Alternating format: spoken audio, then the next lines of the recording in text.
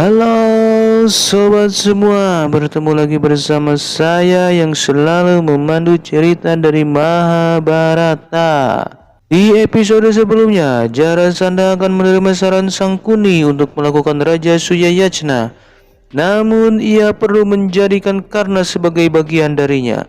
Karena menolak permintaan Jarasandha, namun ia tak bisa menolak permintaan Duryudana untuk menjadikan Karna sebagai raja di Angga. Sementara Krishna mulai mengubah strategi penyerangan ke Magadha. Ia memutuskan untuk memutar arah bagi pasukannya. Sedangkan dirinya ditemani Arjuna juga Bima menyamar menjadi Brahmana dan menentang Jarasandha untuk bergulat. Bagaimana kisah selanjutnya? Yuk langsung saja. Biar enggak gantung ceritanya seperti ngegantung hatimu. Kita mulai saja pada alur Mahabharata episode 139.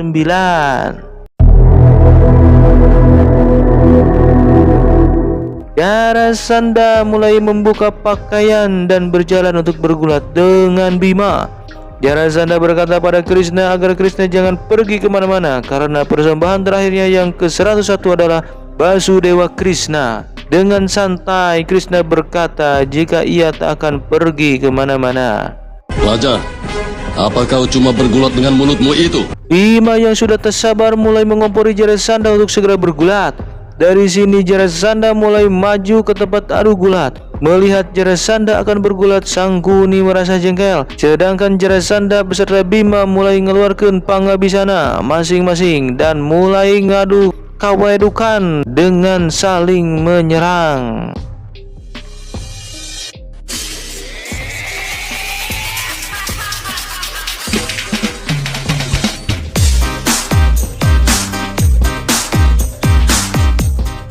Sangkuni merasa heran juga kepo pada lawan Jarasandha.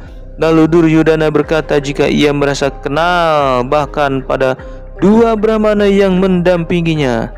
Setelah ditilik-tilik ditingali, akhirnya Sangkuni tahu jika itu adalah Basudewa Krishna beserta Bima dan Arjuna.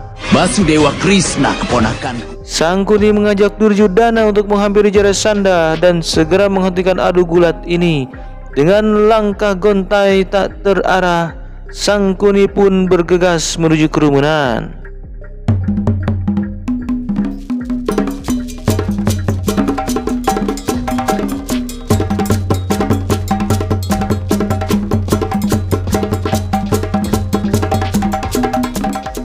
Sangkuni mulai saling menatap bersama Krishna. Namun Sangkuni tak berusaha menghentikan pertarungan karena ia pikir Bima akan dihabisi Jarasandha.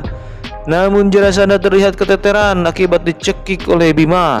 Namun dengan ajian belut babonnya, Jarasandha mampu melepaskan diri dan mengembalikan keadaan sampai bisa menghajar Bima bertubi-tubi. Bima mulai ngegerem bebaung. Au!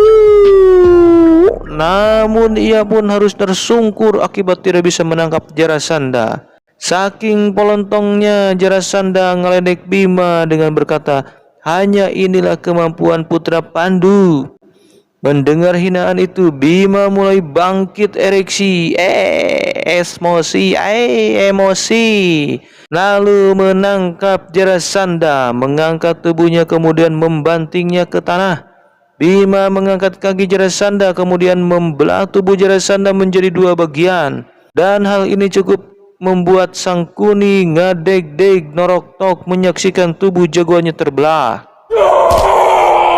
Sedangkan Bima mulai berteriak merayakan kemenangannya. Ternyata Jarasandha mempunyai ilmu kanuragan yang kalau di daerah saja disebut ilmu rawa ronte. Tubuh Jarasandha yang sudah terbelah mulai mengedipkan mata, lalu perlahan kedua potongan tubuh itu menyatu kembali.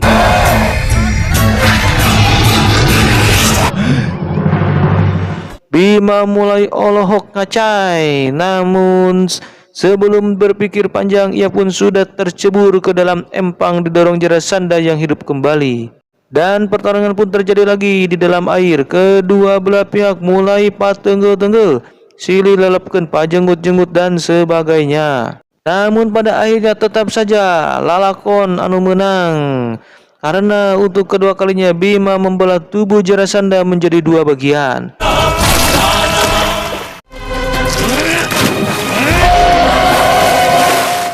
Lagi dan lagi, ketika Bima berteriak kegirangan, Jarasandha berhasil hidup kembali dengan kedua potongan tubuhnya menyatu kembali. Bima merasa heran, namun tidak lama karena Jarasandha mulai mengangkat tubuh Bima ke comberan. Mereka pun mulai bertarung kembali, namun tetap saja yang punya lalakon mendominasi pertarungan. Bima menyeret kaki Jarasandha lalu mengaitkan di palangkakannya pada sebuah patok. Dengan pedenya, Sangkuni tersenyum pada Basudewa Krishna, sedangkan Bima mulai menatap ke arah Krishna untuk meminta petunjuk bagaimana cara membunuh Jarasandha. Basudewa pun mulai membelah ranting dan membuang setiap belahannya ke dua arah. Bima mulai mengangguk tandanya mengerti, lalu ia pun kembali membelah tubuh Jarasandha menjadi dua bagian. Setelah itu Bima melempar masing-masing bagian ke tempat yang berlawanan dan berhasil karena kini tubuh Jarasandha tidak bisa bersatu lagi, yang artinya Jarasandha is dead. Basudewa mulai menghampiri Sangkuni, memberi salam kemudian pergi meninggalkan tempat tersebut.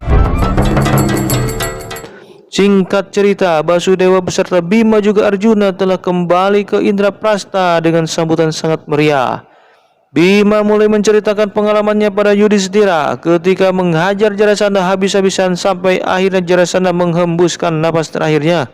Bukan hanya kekuatanku, Basudewa cuma main-main dengan ranting di sana. Aku tahu itu bohong. Kau memang pintar. Pancali mulai berkata pada Arjuna bahwa tidak lama lagi Subhadra akan melahirkan anak dari Arjuna.